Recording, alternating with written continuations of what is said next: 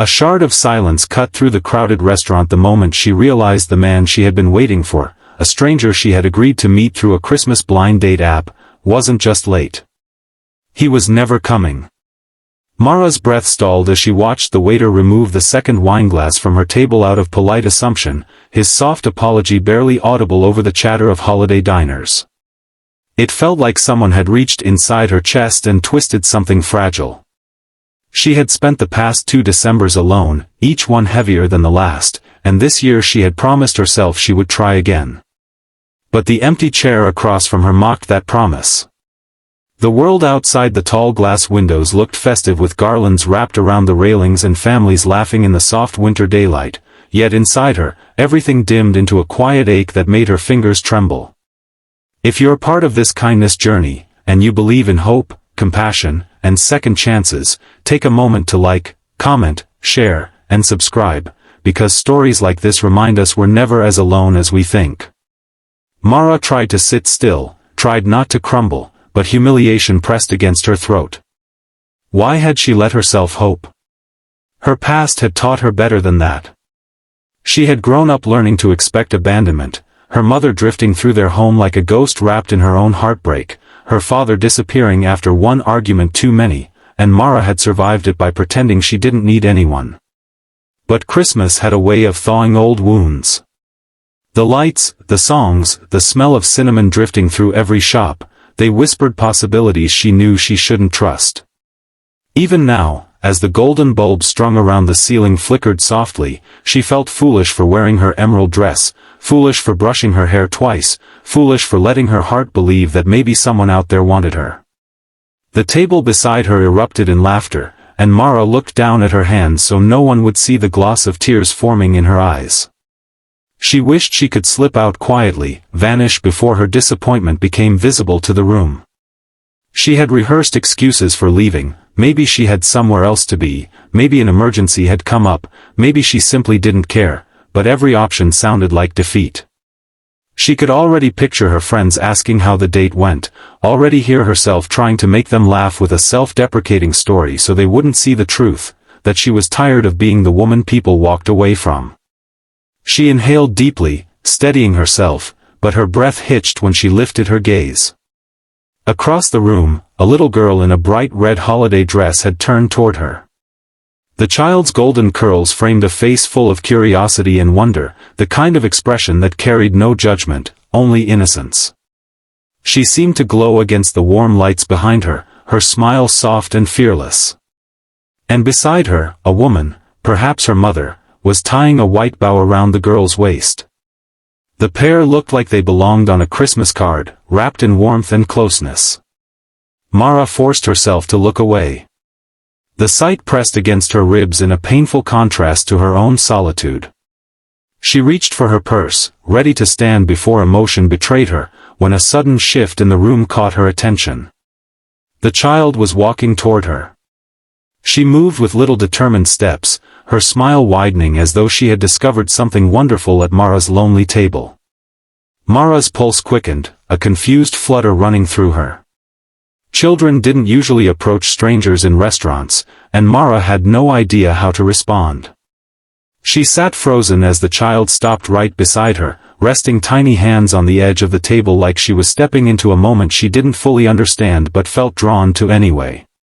Behind her, the man in the white shirt, who appeared to be the child's father, paused in surprise but didn't pull her back. Instead, he watched with an expression of cautious warmth, as if waiting to see what his daughter would do. The little girl tilted her head, her red bow catching a glimmer of light.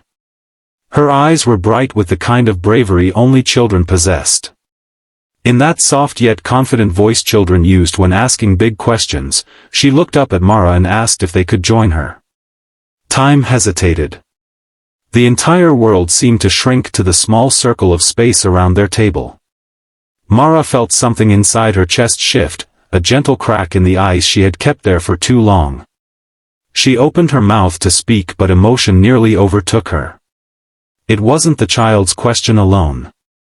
It was the sincerity in her eyes, the way she approached without hesitation, as though she sensed the loneliness in the air and believed kindness could fix it. Mara's pulse trembled as she nodded, the smallest gesture, yet it felt like the beginning of something she didn't yet understand. The child's father stepped closer. He looked slightly embarrassed, apologetic even, and offered a soft smile that hinted at a story behind his calm eyes. He took the seat across from Mara after the child climbed eagerly into the chair beside hers. The woman Mara had assumed was the girl's mother passed by their table without stopping, merely heading toward the exit with hurried steps that didn't match the festive brightness around her. The child watched her go without calling out, as if she expected the distance. And Mara realized, with a quiet pang, that she must not have been the mother after all. The man's hands folded slowly on the table. His posture held a mix of dignity and weariness, the kind of exhaustion carried by those who have tried hard for too long. As the child began telling Mara about her dress, her favorite ornaments, and her excitement for Christmas cookies, the man's eyes softened in a way that made Mara curious.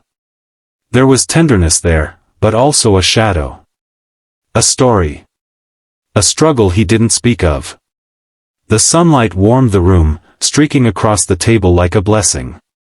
Mara listened to the child, responding with gentle smiles and nods, and with every passing second, the ache in her chest softened. The restaurant noise faded into the background. The loneliness that had suffocated her minutes before slowly loosened its grip. The little girl's joy filled the space like a melody. The man finally offered a small explanation, though he chose his words carefully.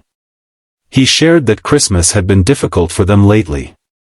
He didn't elaborate, but the heaviness behind the statement spoke volumes. Mara sensed he carried grief, perhaps the departure of the girl's mother, perhaps another kind of loss. She didn't pry.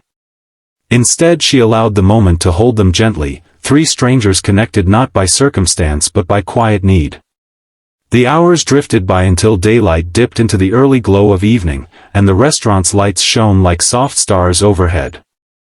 Mara found herself laughing, something she hadn't expected to do today.